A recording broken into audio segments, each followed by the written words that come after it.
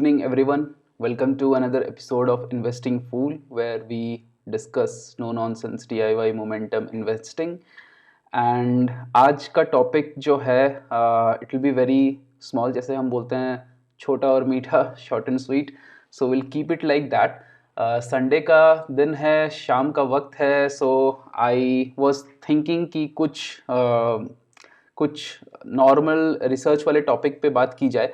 तो आज हम पोर्टफोलियो को तो ज़्यादा डिस्कस नहीं करेंगे, हम डिस्कस करेंगे एक particular aspect of momentum investing which is regarding the exits, exit criterion. And specifically हमारा जो एग्जिट क्राइटेरियन है उसमें किस तरह के वेरिएंसेस आ सकते हैं और उसका क्या इम्पैक्ट हो सकता है मोमेंटम इन्वेस्टिंग पे.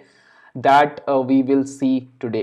So before we move on, the familiar disclaimer कि financial recommendation कुछ भी नहीं है, अपना पैसा है, देख के लगाना है. हम यहाँ पे सीखने के लिए आते हैं, जानने के लिए आते हैं और साथ में बढ़ने के लिए आते हैं. So let's keep it at that and let's begin. उम्मीद करता हूँ कि आज का वीडियो छोटा ही रहेगा. संडे की शाम को वैसे ही लोग टेंशन में रहते हैं मंडे का, और थोड़ा बहुत एक्साइटमेंट भी रहता है कि मंडे को मार्केट फिर से खुलने वाला है, राइट. तो पोर्टफोलियो को एक मिनट साइड में रखते हैं, हम जनरल मोमेंटम इन्वेस्टिंग के बारे में थोड़ा देखते हैं और जल्दी से ख़त्म भी करते हैं, राइट. तो first let's talk about exits. So exits is one of the key pillars of any momentum system, right. आप कोई भी मोमेंटम सिस्टम बना रहे हैं उसमें कुछ चीज़ें हैं जो कि काफ़ी मतलब बेसिक होती हैं, राइट. जैसे कौन से यूनिवर्स से आप स्टॉक्स सिलेक्ट कर रहे हैं, कितने स्टॉक सिलेक्ट कर रहे हैं, राइट. उनको किस वेट में डिस्ट्रीब्यूट कर रहे हैं, आपकी पोजीशन साइजिंग की स्ट्रैटेजी क्या है.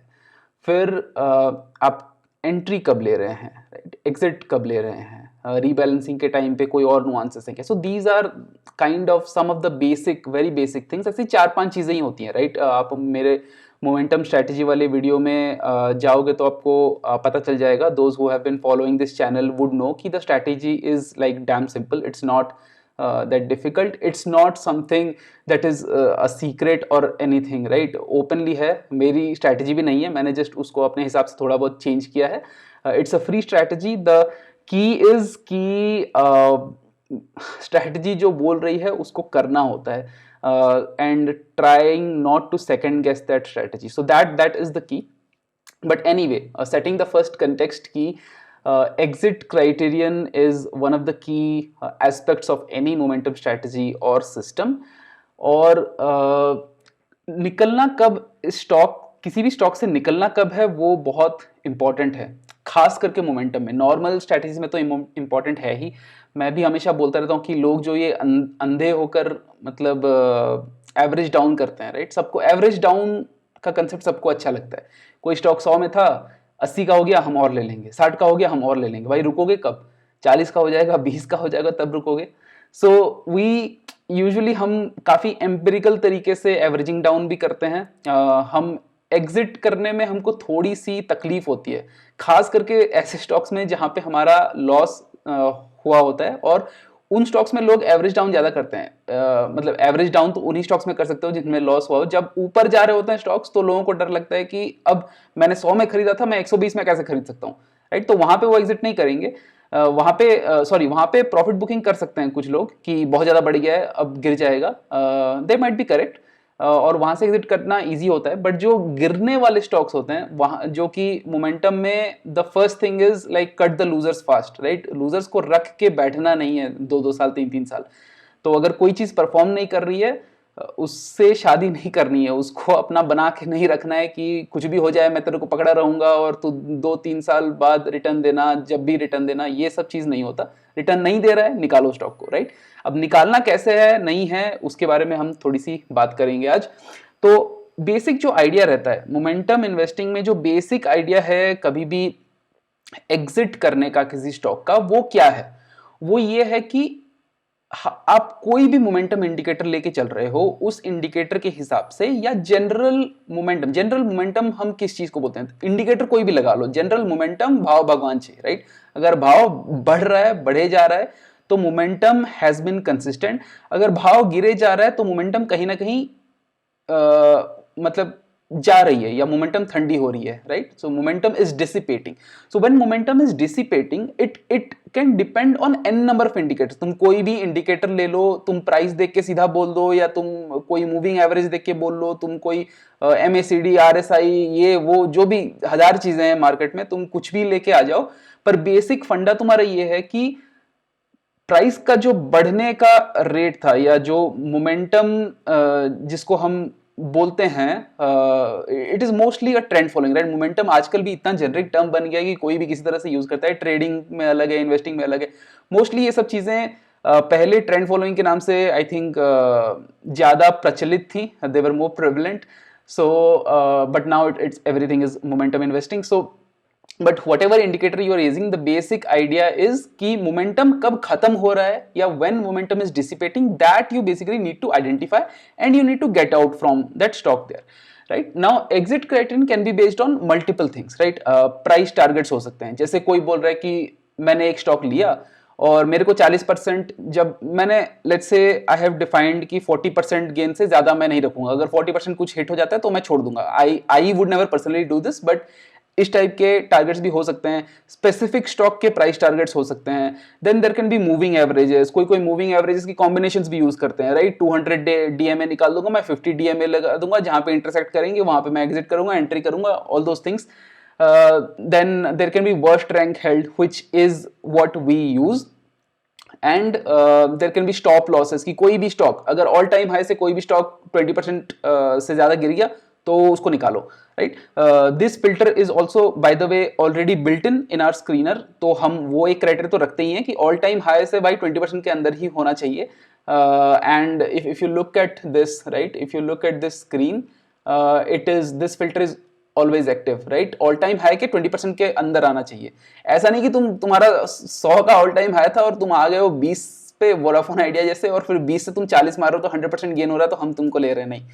So in the overall time frame also, you should be within 20% of your all time high. तो और जाहिर सी बात है कि ये स्टॉक्स यूजुअली मोमेंटम में रहते हैं. इधर उधर 5-10% हमेशा हो सकता है कोई भी stock, right? So 20% is what we have kept it as of now.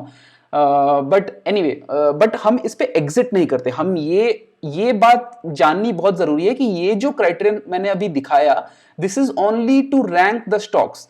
मैं इस बेसिस पे एग्जिट नहीं कर रहा हूं, क्योंकि 20% से ज्यादा कोई अगर गिर गया होगा अपने ऑल टाइम हाई से, वो तो आएगा ही नहीं ना लिस्ट में. तो एग्जिट करने का बात है नहीं. मतलब अगर वो 20% से ज्यादा हो गया, the next time I rerun this screen, it won't come in the list. So by default वो exit हो ही गया, right? So in that sense it is an exit for us, but I don't put stop losses, hard stop losses on my stocks usually. The other thing is, of course there are technical indicators, RSI, MACD, फलाना ढिमकाना सब कुछ है. बहुत सारे इनके combinations, लोग अपनी अलग अलग तरह की स्ट्रैटेजीज निकालते हैं. हमारा स्ट्रैटेजी एक्चुअली काफ़ी सिंपल है और काफ़ी इंट्यूटिव भी है. मैं इस पे भी एक्चुअली 2 मिनट बात करना चाहता हूँ, क्योंकि वर्स्ट रैंक हेल्ड जो है, जब भी हम इंट्यूटिवली मोमेंटम को समझने की कोशिश करते हैं तो we look at it as a ranking system, right? हमने 500 स्टॉक्स लिए या 1000 स्टॉक्स लिए, उनमें से हमने 20 स्टॉक्स को सिलेक्ट किया. कोई भी हमने कुछ भी फिल्टर लगाया, कुछ भी क्राइटेरियन लगाया, बट हमने रैंक कर दिया सारे 1000 या 500 स्टॉक्स को. उसमें से हमने टॉप 20 लेट्स से उठा लिए. ओके, अब टॉप 20 में से आप अगले महीने फिर से रीबैलेंसिंग करोगे. अगर आप मंथली रीबैलेंसिंग, अगर वीकली रीबैलेंसिंग है तो अगले वीक करोगे. तो जब भी करोगे आप और एक बार उसी चीज को रन करते हो, राइट? और एक नई रैंकिंग की लिस्ट आएगी आपके पास. अब ये देखते हैं कि अगर हमारा एक स्टॉक जो रैंक से बाहर हो जाता है, वो हम मतलब इंट्यूटिवली जब ऐसे किसी को फर्स्ट टाइम मोमेंटम इन्वेस्टिंग समझाते हैं तो ये समझाते हैं कि हमेशा जो टॉप तुम्हारे जो जितने भी तुमको स्टॉक्स लेने हैं, राइट? 20 स्टॉक्स लेने, 30 स्टॉक्स लेने, जो भी लेने, लेट्स से 20 ले रहे हैं, तो टॉप 20 जो हैं उन्हीं को रखना है.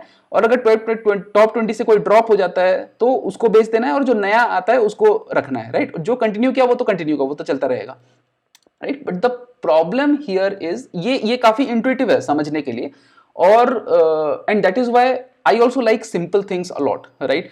मैं इसीलिए बहुत ज्यादा इसमें भी नहीं पड़ता कि वीकली करूं, मंथली करूं, rebalancing and all that, right. This is a very very conservative momentum strategy. ये एक बहुत ही कंजर्वेटिव यूनिवर्स पे पहली बात बना है ये. इसमें micro cap, small cap stocks आते नहीं है. आप अभी भी हमारा पोर्टफोलियो देखो तो मोस्टली लार्ज कैप हैं. उससे पहले थोड़े ज्यादा स्मॉल एंड मिड कैप थे, पर अभी लार्ज कैप्स हैं मोस्टली. और ये बड़ी कंपनीज होती हैं. NSE 500 की जो है वो बड़ी कंपनीज होती हैं. और हमारे जो एग्जिट क्राइटेरियन, एंट्री क्राइटेरियन वो भी काफी हमने सिंपल रख रखी है. तो हमारा एग्जिट क्राइटेरियन जो है वो ये है कि जब किसी भी स्टॉक का रैंक, आप जब नेक्स्ट टाइम रैंकिंग कर रहे हो उनकी, वो rank if it drops below 50 then we exit that stock. Okay, this 50 can seem abrupt, it is a bit abrupt, but we have to define something, right? So उसी की आज हम चर्चा भी करेंगे using this one paper which you can see on the slide. It is by Prashant Krish, who runs this website called Portfolio Yoga. He is a very well-known momentum investor, and he has written this article on worst rank held return variation. So he has tried some variations कि अगर worst rank में 50 की जगह 20 रख दूं, 50 की जगह 60 रख दूं, 100 रख दूं, like that. So what is the impact on the portfolio? So that is what we'll try to understand today.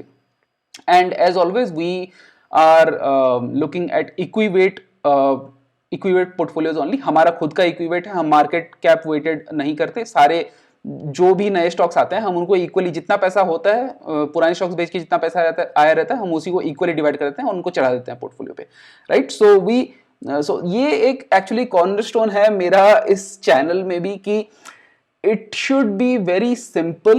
It can be difficult to stick with the strategy क्योंकि सिस्टम बहुत बार ऐसी बातें बोल रहा होता है जो आपको करने का मन नहीं होता. But it should be simple to understand and implement, right? So that's what I'm aiming at. तो हम रीबैलेंसिंग भी कम करेंगे. महीने में एक बार आपको रीबैलेंसिंग करना है, रिव्यू चाहे कितने बार ही कर लो. And the exit criteria should be fairly simple and it should be systematic. यहाँ पे कहीं पे भी डिस्कशन नहीं होना चाहिए. मैंने अगर बोल दिया कि कोई 50 रैंक से the moment it gets out मैं उसको निकाल दूंगा पोर्टफोलियो से, तो मेरे को सोचना नहीं है. अगर कोई 54 पे है तो मैं ये नहीं सोचूंगा कि ओ हो ये 54 में है, शायद वापस ये आ जाएगा 45 पे. ठीक है, वापस जब आ जाएगा तब अगर मैं वापस रिबैलेंसिंग कर रहा हूँ तो वापस ले लूंगा. It's as clear as that. But I would not get into double guessing कि नहीं मेरे को लग रहा है कि ये 50 के अंदर आ जाएगा. लगने का बात discretion we keep completely separate and we focus on whatever rules we have set. अगर तुम्हारा रूल 60 है, like if your worst rank held criterion is 60, then you will wait until 60. It's as simple as that.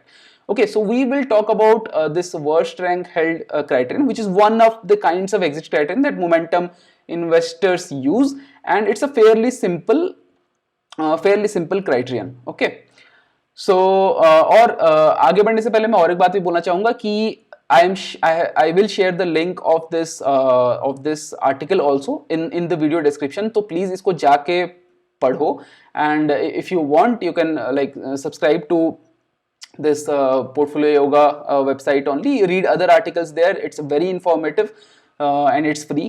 सारा free का knowledge है and pretty well balanced, right? Worked on real data, so you can check out the website, you can check out the paper to learn more. मोटा मोटी जो बात है वो हम पहले करते हैं कि first we have to understand कि every exit strategy is a trade off. Okay, कहीं ना कहीं हर एग्जिट स्ट्रैटेजी में ट्रेड ऑफ्स होती हैं और जो हमारा वर्स्ट रैंक हेल्ड क्राइटेरियन है ट्रेड ऑफ करने का, मतलब एग्जिट करने का, उसमें भी ट्रेड ऑफ्स हैं. उसमें ट्रेड ऑफ क्या है? तो ट्रेड ऑफ ये है कि जैसे मैं पहले बोल रहा था, अगर कोई स्टॉक का रैंक 21 हो गया, अगर आपके 20 स्टॉक का पोर्टफोलियो है, अगर किसी का रैंक 21 हो गया तो क्या आप उसको निकाल दोगे? It depends, right? It depends, because अगर आप हर ऐसे स्टॉक को निकालते हो जो कि थोड़ा सा बस नीचे चला जाता है, then the churn will be just too high. The churn will be very high for you to handle. तो इसमें जो इस मतलब worst rank held exit criterion का जो ट्रेड ऑफ होता है वो होता है चर्न में और staying on top of momentum. Staying on top of momentum मैं इस चीज को बोलता हूं कि आपको हमेशा पूरा मतलब you have to be in tune with the market, right? You have to stay on top of it basically. And कोई इसी के लिए बोलते हैं कि मंथली नहीं कर सकता मैं रीबैलेंसिंग, मेरे को वीकली करना है, because I have to just stay with the momentum, मेरे को कहीं पे भी ज्यादा टाइम तक मेरा टच नहीं छूटना चाहिए, right? So if a stock is let's say going from 20 rank to like 100 rank, अगर तुमने वर्स्ट रैंक हेल्ड का क्राइटेरियन रखा है 100, तो वो तुमने 20 स्टॉक्स चूज किए थे, पर वो स्टॉक का रैंक 20, 30, 40, 50, 60, 70 होके 100 तक जब आएगा तब तुम उसको बेचोगे। So that might be too late, right? मतलब स्टॉक हो सकता है कि थोड़ा बहुत गेन करके उसने सारा ही अपना पैसा लूज कर दिया हो। So by the time you exit, if the worst rank held is very very large or very very loose, then you may lose the touch with the momentum only, तब तक मोमेंटम पूरी तरह से dissipate हो चुका होगा, right? And अगर तुम बहुत पास रखोगे, जैसे तुम 21 होते ही निकाल देते हो, राइट? कोई भी स्टॉक थोड़ा सा भी हलचल हुआ तुम निकाल देते हो। So stocks also there is a lot of mean reversion on a monthly scale and also a long term mean reversion stocks, and there is a lot of volatility also, right? Momentum is a high beta strategy, तो stocks ऊपर नीचे बहुत होते हैं। तो ऐसा जरूरी नहीं कि जो 21 में चला जाए वो उसका मतलब मोमेंटम ही खत्म हो गया। It's not like that, it's never like that. So there is no right answer, but अगर तुम बहुत करीब रखोगे, मतलब तुम्हारे पोर्टफोलियो में 20 स्टॉक्स हैं और तुम 20 को ही वर्स्ट रैंक हेल्ड रखे हो अगर, so it might help you stay on top of momentum, कि हमेशा जो सारे चलने वाले स्टॉक्स हैं वही तुम्हारे साथ हैं। पर उसमें दिक्कत ये होगी कि तुम्हारा चर्न बहुत ज्यादा बढ़ जाएगा, हर महीने लेट्स से तुम्हारे 50% स्टॉक्स इधर उधर हो रहे हैं, right? So that is not a good idea in terms of the transaction cost that you would be incurring, right? इतना ज्यादा टैक्स है, इतना ज्यादा ट्रांजैक्शन कॉस्ट किसी को भी देने का मन नहीं होता, राइट? ब्रोकरेज किसी को नहीं देना है। सो worst rank held की जो strategy है, that is useful in reducing churn. The other thing is that the stock rankings, they change not just because of their own performance but because of other stocks performance as well. अब ऐसा मान के चलो कि let's say A B C D E 5 companies you have in your portfolio for some reason, right? तो जो let's say there is an F company, so F performs massively, let's say, तो next bar F has gone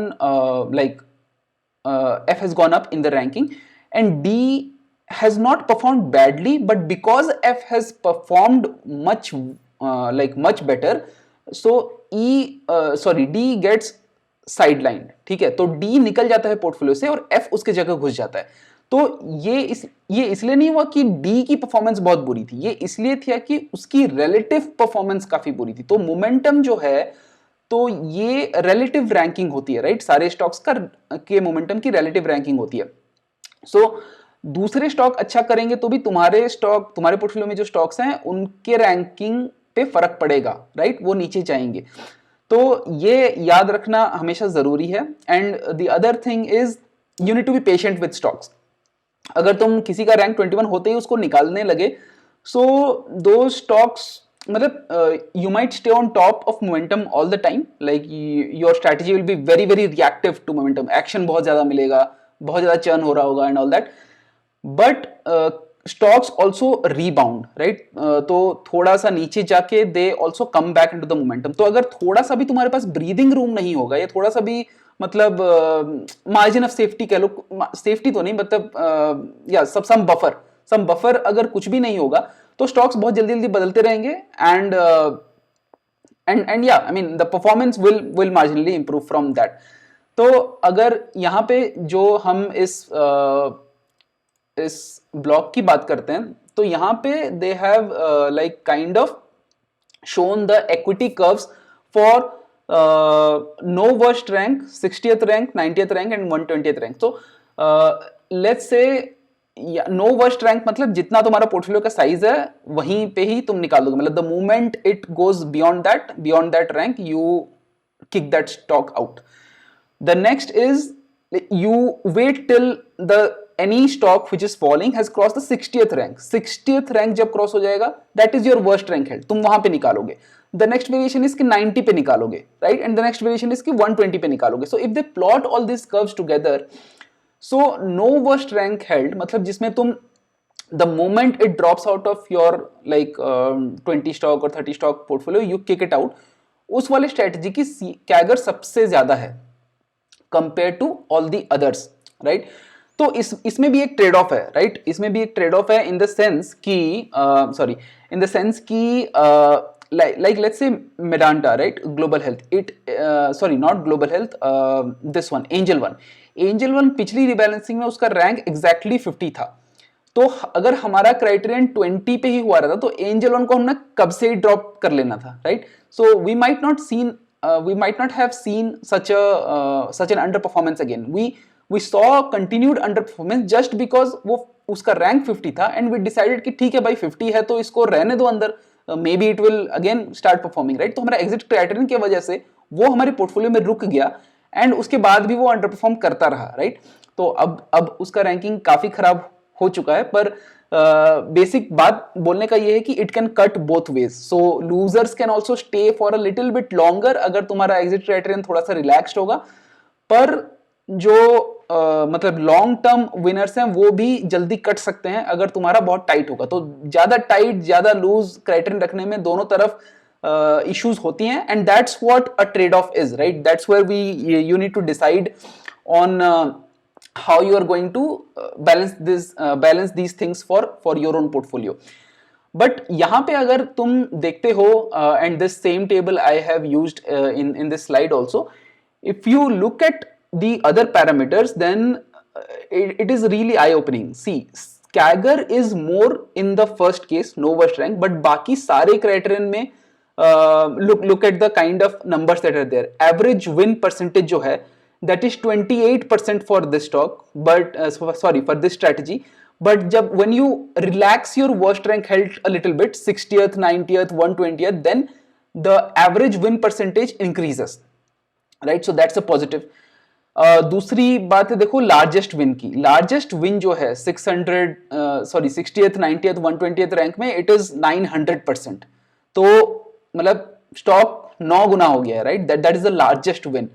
And if you look at the largest win in the no worst rank held strategy, मतलब जिसमें कोई भी worst rank नहीं है, तो that is like less than half of it. And why it is less than half of it? क्योंकि तुम stocks को टाइम ही नहीं दे रहे हो, थोड़ा सा गिर के वापस चलने के लिए तुम टाइम नहीं दे, तुम गिरते ही निकाल दे रहे हो, राइट। जब तुम गिरते ही निकाल देते हो तो वो गिर के फिर वापस बढ़ने का उसके पास टाइम नहीं मिलता। So because of that the largest win is also slow. Lower. And when you look at the median holding is in terms of days. So यहाँ पे अगर 61 days है that means 2 months, अगर 120 days है that means 4 months, right? So 120 days अगर 60 rank का मैं exit criterion रखता हूँ, right? तो थोड़ा सा वो रिलैक्स्ड है। That means the average, not average, median holding period for every stock in my portfolio is 4 months, जो कि अगर मैं ये क्राइटेरिया नहीं रखता हूं, मैं थोड़ा सा गिरते ही उनको निकाल देता हूं, so the average holding is 2 months, which is fairly intuitive कि स्टॉक्स आपके ज्यादा टाइम तक आपके पोर्टफोलियो में रहेंगे ही नहीं, स्टॉक्स जल्दी जल्दी चर्न हो रहे हैं। Look at the number of trades in like 120th rank portfolio is 940, then it increases to 980 979 in the 90th rank criterion. 60th rank में आते आते वो 1090 तक चला जाता है, राइट। अगर if you have no worst rank then look at the kind of increase that is there, like it is a 70% increase, right here. So 70% more trades you will have to do if you have a very very tight criterion in terms of worst rank held, or and that's what you see, percentage of less trades if you see for the other portfolios. तो इसके comparison में they have like 36%, 43%, 45% less number of trades. तो जितने आपके trades कम होते जाएंगे उतने आपके transaction costs कम होंगे, उतनी माथापच्ची भी कम है, and you will just like have a little bit more peace. But then if you are thinking कि अरे मैं यार इतने ज्यादा टाइम तक रख रहा हूँ स्टॉक्स को, ये सारे तो अंडर परफॉर्म किए जा रहे हैं, इनको तो अब तक निकाल देना चाहिए, then you probably have a little bit more bias on staying on top of momentum, so your trade-off point might be a little bit different. Okay, so you need to be patient with stocks and give them some time to perform.